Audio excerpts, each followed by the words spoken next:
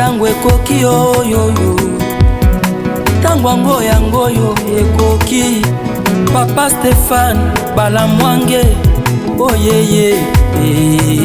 Avant de répondre à la question que vous m'avez posée, permettez que je renchérisse sur ce qu'a dit le président Cyril Ramaphosa pour aussi répondre en même temps à votre question, la question que vous lui avez posée. Pour dire ceci, c'est la première fois que j'entends que nous refusons de discuter avec le Rwanda. Le Rwanda, je vous le rappelle, n'a jamais reconnu, ou si vous voulez, a toujours menti sur la vérité de ce qui est son agression contre la RDC. Il a toujours présenté le problème comme étant un problème interne au Congo et les supplétifs du M23 comme étant des Congolais qui sont révoltés à cause de ceux qui arrivent à leur communauté. Mais tout le monde sait aujourd'hui que c'est un mensonge et le Rwanda est le seul encore à nier cela, à continuer de dire qu'il n'agresse pas la République démocratique du Congo malgré toutes les preuves et documents qui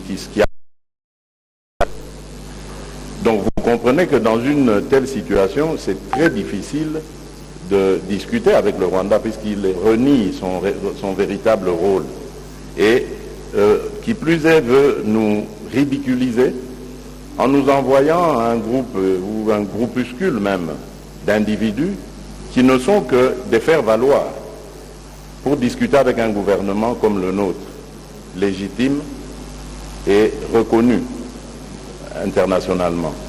Donc ils nous envoient ces supplétifs cherchant à ce que nous allions dans des discussions avec eux pour retomber dans les travers du passé. C'est-à-dire, après les discussions, il va y avoir une scission dans ce groupe-là. Un groupe va venir en République démocratique du Congo et essayer de rentrer dans les institutions, principalement l'armée. Et l'autre groupe va faire dissidence pour rester en réserve et se préparer à d'autres agressions. Parce que la réalité, c'est que le Rwanda vit de ça. Ces agressions à répétition, cette instabilité entretenue de la RDC profite énormément et économiquement au Rwanda. C'est ça la vraie raison. Voilà pourquoi le Rwanda ne voudra jamais discuter et voilà pourquoi la République démocratique du Congo refuse de discuter avec ces pantins qu'on nous présente comme des gens qui revendiquent quelque chose. Et donc, nous disons, il y a depuis la première rencontre au sujet de cette crise à Nairobi, puis ensuite le bilatéral que l'Union africaine avait chargé l'Angola d'organiser, il y a désormais, depuis lors, un schéma que nous avons tous avalisé, qui passait par le cessez-le-feu, le retrait, le cantonnement de ces forces terroristes et ensuite leur introduction dans le programme DDRCS, donc des armements, démobilisation et réinsertion ensuite. Donc c'est ça que nous demandons et que nous attendons. Et pour passer maintenant à votre seconde question, j'avais critiqué et non pas rejeté la force est-africaine, critiqué leur comportement vis-à-vis justement de ces accords dont je viens de parler, qui sont clairs. Le SOFA est très clair, avec des dates précises et des modalités même de retrait et de faisabilité, de mise en œuvre de cet accord. Et malheureusement, le contingent est-africain en arrivant n'a pas observé cela. Nous avions remarqué dans les localités où le contingent ougandais et kenyan principalement s'était déployé, il y avait comme une connivence avec les rebelles. Il leur permettait de lever des taxes et de se comporter comme en terrain conquis, ce que les Burundais ne faisaient pas. Donc nous avions juste fait remarquer cela. Depuis lors, nous avons eu des discussions francs franche et nous nous sommes dit les choses. D'autres modalités ont été arrêtées. Nous avons maintenant d'autres dispositions et nous verrons d'ici septembre si tout cela se concrétisera. Et à partir de là, nous redéfinirons les choses en fonction de la manière dont elles se seront déroulées. Alors, quant aux forces de la SADC, je crois qu'il n'y a peut-être pas une bonne compréhension. Nous n'avons pas demandé l'aide de la SADC. Vous devez le savoir, au sein de la SADC, il y a un devoir de solidarité déjà. Donc nous n'avons même pas besoin de demander cette aide, elle va de soi. Parce qu'au sein de la SADC, lorsqu'un membre est attaqué, les autres ont le devoir de solidarité. Et c'est ce que la SADC a exprimé en m'invitant à cette rencontre de la Troïka, donc c'est le mécanisme de paix et sécurité de la SADC, pour que j'explique la situation de la République démocratique du Congo, mon pays. Et c'est suite à cela que, devoir de solidarité faisant, la SADC a exprimé son désir de venir aussi en RDC, parce qu'obligé par notre charte. Et donc, depuis lors, il est question maintenant de mettre cela en œuvre. Mais vous le savez, je l'ai dit, il y a la force est-africaine qui est là. Il faut d'abord observer comment est-ce qu'elle va se comporter. Et la force de la SADC reste en attente et toujours à la disposition de la République démocratique du Congo pour intervenir à tout moment. Et depuis la semaine dernière, je pense, VPM Affaires étrangères, à Luanda, nous avions convenu devant l'Union africaine et les représentants des autres communautés régionales de donner à la République démocratique du Congo la coordination de toutes ces décisions, le management de toute cette crise. Ça voudrait dire donc que le jour où la République démocratique du Congo le décidera, elle adressera alors formellement son quitus ou son go à la SADC pour qu'elle déploie enfin ses contingents ici. Donc pour le moment, nous sommes avec la East African Force et nous voyons comment le désengagement de ces forces terroristes soutenues par le Rwanda va s'effectuer. Jusqu'à septembre, nous n'avons donc aucun commentaire à faire sur cela et nous aviserons d'ici là. Voilà. Merci Monsieur le Président. Monsieur Grace Amzati de Radio Okapi. Merci. Je m'adresse au président Félix Tshisekedi. Monsieur le Président, cette grande commission mixte entre la République démocratique du Congo et la République sud-africaine, ou alors la coopération bilatérale entre les deux pays, existe depuis plusieurs années, assortie de plusieurs accords. Quel bilan tirer des précédentes résolutions, notamment en ce qui concerne les facilités à faire les affaires entre les deux pays? C'est parce que c'est grâce à ces bilans, ou suite à ces bilans, que nous pouvons nous faire une lumière sur les éventuels résultats des engagements actuels entre les deux pays. Et la seconde question, Monsieur le Président, de manière concrète, qu'est-ce que vous attendez des Sud-Africains sur le plan économique et sécuritaire? Merci. Merci. Bon, le bilan, je dirais, on ne peut pas dresser un bilan définitif à ce stade.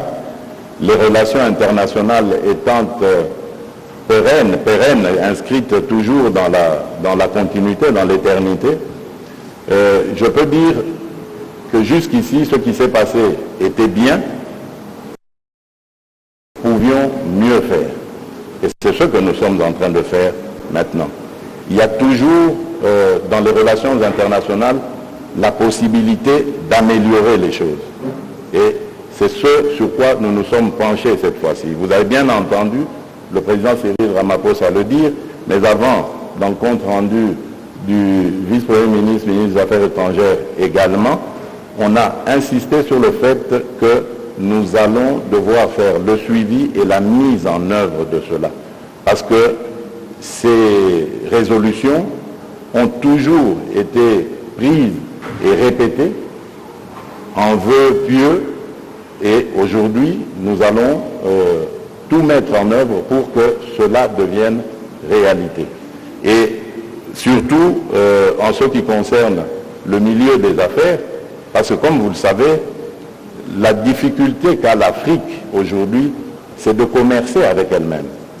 Le plus grand nombre d'échanges commerciaux et économiques que l'Afrique fait, c'est toujours en dehors du continent.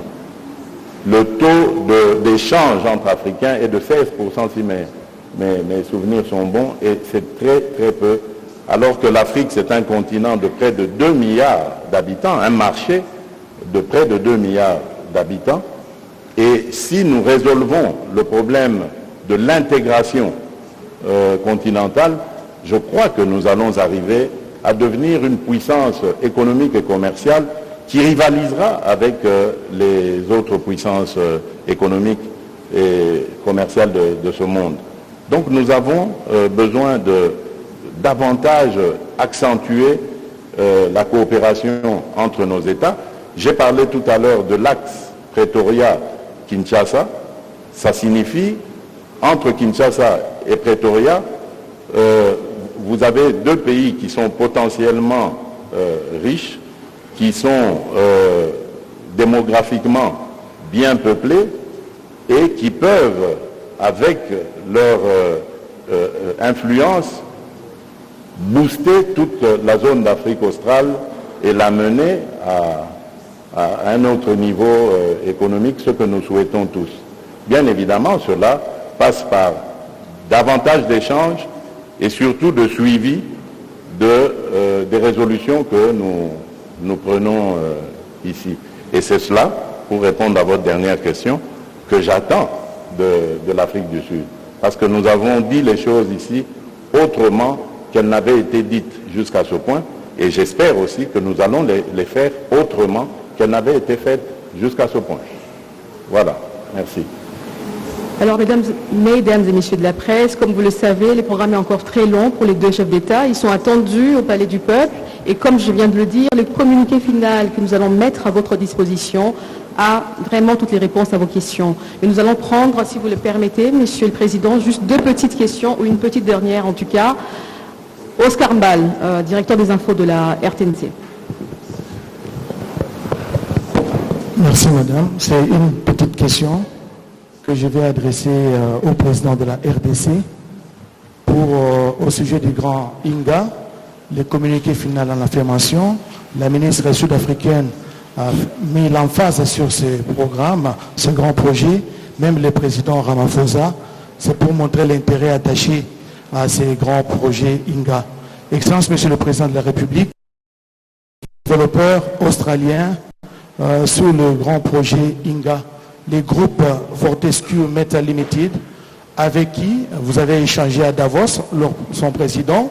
Je voudrais savoir s'il y a de la place pour tout le monde, pour tous les pays, dans ces vastes projets, parce qu'à un moment donné, vous hésitiez vous n'étiez pas pour le contrat d'exclusivité, parce que l'Afrique du Sud est intéressée, il y a d'autres pays qui sont intéressés. Est-ce qu'il y a de la place pour tout le monde? Bien sûr, et je continue à refuser l'exclusivité.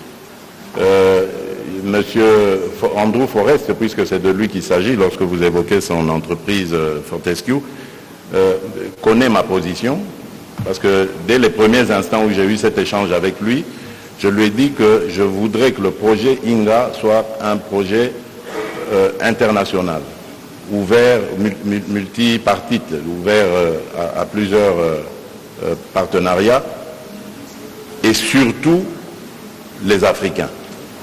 J'avais vraiment insisté sur ça, et vous entendrez partout où M. Andrew Forrest s'exprimera au sujet du Grand Inga, il répétera cela en disant « Notre porte reste ouverte à tous les autres partenariats ». Alors, il se fait que j'ai l'impression qu'au niveau du développeur, comme vous le dites, la firme Fortescue n'a pas vraiment rempli les conditions qu'on attendait d'elle. Mais comme le projet n'était pas fermé et uniquement consacré à un partenariat avec Fortescue. Donc nous nous sommes sentis libres de discuter avec d'autres potentiels partenaires. Et aujourd'hui, je peux le dire, l'Afrique du Sud a exprimé non seulement son intérêt, mais également son engagement à venir. J'ai eu aussi, il y a quelques semaines, des discussions avec les représentants de la Banque mondiale, et je peux vous dire que de ce côté-là aussi, la Banque mondiale est de nouveau dans l'engouement de vouloir revenir dans ce projet, parce qu'elle en a été écartée pour des raisons que j'ignore. Ça s'est passé avant mon avènement à la tête de la RDC, donc je ne saurais pas le dire. Mais là, elle exprime de nouveau les intentions de revenir, son intention de revenir dans la danse. Et donc voilà, les cartes sont de nouveau prêtes à être redistribuées et le projet prêt à prendre forme. Et je terminerai peut-être par aussi l'intérêt manifesté par la République populaire de Chine, parce que dans mon entretien avec le président Xi Jinping, il ne l'avait pas exclu non plus. Mais évidemment, je crois que tous ont besoin d'une architecture, d'un montage financier de ce projet pour connaître les capacités des uns et des autres à pouvoir donc prendre le taureau par les cornes. Et donc je crois que, évidemment, il y a de l'engouement et de l'espoir. Le projet Grand Inga verra le jour, ça c'est certain.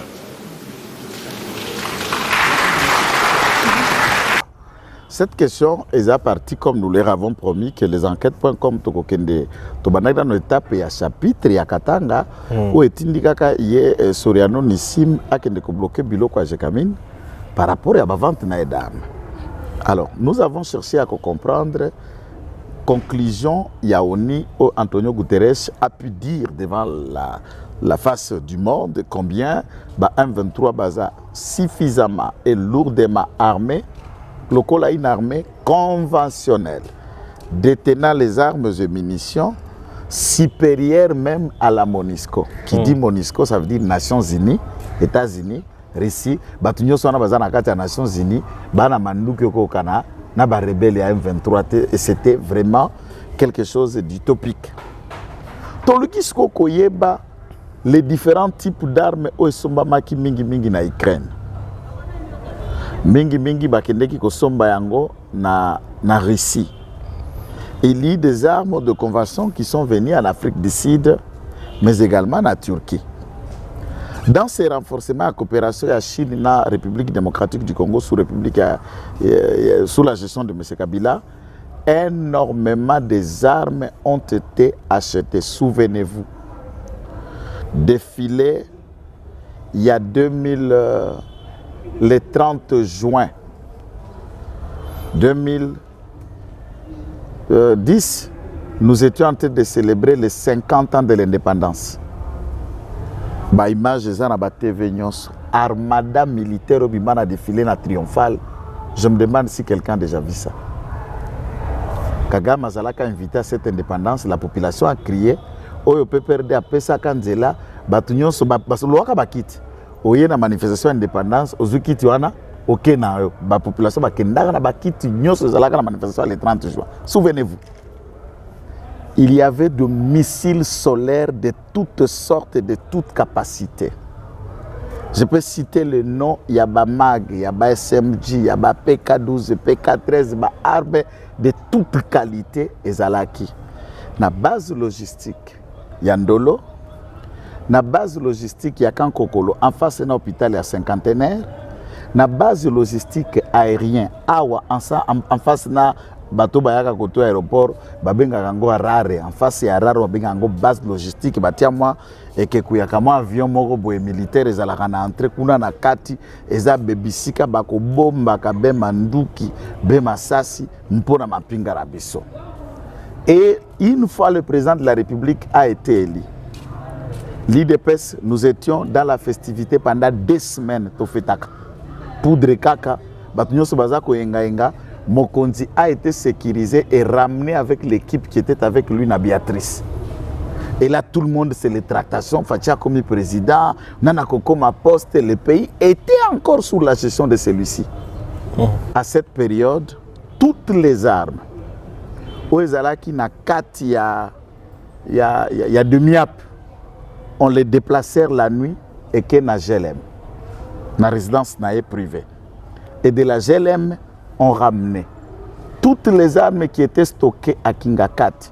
On les transportait par le cargo. Il y a des compagnies privées que nous ne pouvons pas citer certainement. Des compagnies privées, des cargo, nyonso et bandeko sala 4 à 5 tours par jour. Toutes les armes, on les amenait à Goma. On atterrissait directement à Rutshuru. On atterrissait directement à Walikale. Et toute cette armada a été envoyée pour le stocker. Je vais vous ramener dans une enquête. Les Nations Unies, lorsqu'ils ont enquêté à l'époque pour trouver que na île du Nord, Kozalaki na base moko, une station militaire, base maritime, il y a armée rwandaise, dans l'île d'Uidji, na île du Panabiso, concédée et accordée par Kabila et qui est sous gestion jusqu'au jour d'aujourd'hui, ils trouvèrent à Kishiche, dans les mêmes années de 2010, une capacité de stock d'armes qui peut permettre à un mouvement rebelle de tenir le coup pendant 30 ans. Alors, on retrouve à Kishiche. Nous sommes dans le Kishiche, dans le territoire de Masisi. Tu vois, à Kishiche, Kiloluire, ou les restes. Et non seulement à Kishiche, Kishiche était qu'une cachotterie, mais à Mushaki. Puisque Mushaki a été la base de Laurent Nkunda, avant qu'il soit délogé en 2013. À Mushaki, les dépôts d'armes découverts à cette période ont été la raison de la mort du général Baouma, la raison de la mort de Mamadou Ndala, puisque lorsqu'il a combattu, il récupère la base de Rumangabo. Il fait partie dans le territoire de Nurangongo. Il passe par Rutshuru, en ayant maintenant dans la conquête pour contrôler le territoire de Masisi, et les ordres sont venus de Kinshasa pour l'empêcher d'entrer à Mushaki. Mamadou Boyoka ba interview na akata ba téléphone, akata communication nyonso, boya communication à Kinshasa, ndeko kota na Mushaki. Une fois que les rapports arrivent à Béché Kabila, que Mamadou a kota na Mushaki, alors c'est le chaos et c'est le jour où on a décidé de la mort de Kabila et de Mamadou. Et il faut aussi souligner, Mushaki, c'est la ferme Espoir 2. 1. Kiloluire, c'est la ferme Espoir 2. À Kiloluire, c'est la ferme de Mamada Morive Espoir. À Mushaki, c'est la ferme de M. Kabila. Celle-là est clôturée par des fils barbelés d'une hauteur de 3000 hectares. Gardée par la garde de la sécurité, on écrit réserve ferme de Mushaki appartenant à M. Kabila. Personne n'a accès. C'est une concession plus vaste que Kingakati. Et en intérieur, là, c'est là où se trouve et se stocke des armes. Vous trouverez, même dans la ferme Espoir, même dans la ferme de Mushaki, Kiloluire, là où Mme Olive a ses affaires, les rebelles ont occupé Kiloluire, les rebelles du Rwanda ont occupé Mushaki, mais n'ont jamais pénétré dans les concessions de M. Kabila. Okay. Suivez les reportages. Non, mais ils ne peuvent pas, puisque en réalité, le M23, c'est lui. Donc, si je comprends bien, M23, ils ont le Kabila. Kabila Katumbi. Kabila, c'est sur le plan armement. Katumbi aussi sur le plan financement et armement dans la manière, il y a des lobbyistes à Libanda, à Kosomba, peut à fournir.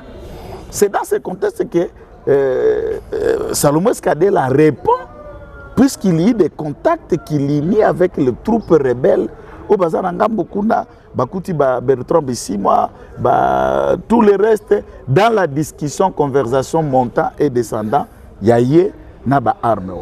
Donc, et ceux qui ont travaillé à l'aéroport, en 2018, une fois l'élection, Salamava président a prêté seulement 2 semaines. Mindouki Nyon Sezalak qui est ce qui a armé le M23. Et Kabila préparait déjà en amont le renversement du régime de Félix Tshisekedi par les armes. Et aujourd'hui, pourquoi il est sorti en silence? Puisque tous ces coups ont échoué. Il s'attendait plus au coup d'État qui allait être planifié par son dauphin, qui est Katumbi, partant par la méthode Tangu Bakangi Salomon Escadela. Tu sais ce qui s'est passé également? On arrête Salomon Escadela, les mêmes jours, le lendemain au Rwanda, on change tout l'appareil sécuritaire. La question c'est quoi? On évite les noms à la cité où on sent que les dangers arrivent puisque le coup vient de manquer. Kagame a modifié l'ensemble de ses appareils sécuritaires pour changer. Et je peux vous citer même les nombres. Comment est-ce qu'a été général Walongo Latia, Wana Kombo Nanani. Là, c'est les antennes des enquêtes.com à Kigali nous donnant les éléments et les noyaux de ce qui se passe. Donc, vous sentez que Kagame, Katumbi, Kabila, tu comprends? Les cas, les 3 cas là, constituent les cas du mal contre le Congo. Les 3 cas. Kagame, Katumbi, Kabila. Les trios diaboliques. Les 3 cas diaboliquement suspects pour le Congo. Et Kabila doit être neutralisé, puisque là, il joue le tout sur le tout. C'est le tout dernier pion qu'il est en train de pousser les bouchons au loin, puisque ça va mal. Il comprend que Tshisekedi est invincible. Il est soutenu par le peuple, il est soutenu par une politique cohérente, il est soutenu par des résultats qui parlent mieux que nos propres paroles, et il est soutenu par la conscience collective des Congolais qui ont compris que le mal du Congo, c'est d'avoir accepté un Rwandais de nous diriger pendant 18 ans. Ça, vous ne pouvez pas échanger à cela. Tango ekoki oyoyo, tango ngoyo ekoki, Papa Stéphane Balamwange, oyeye.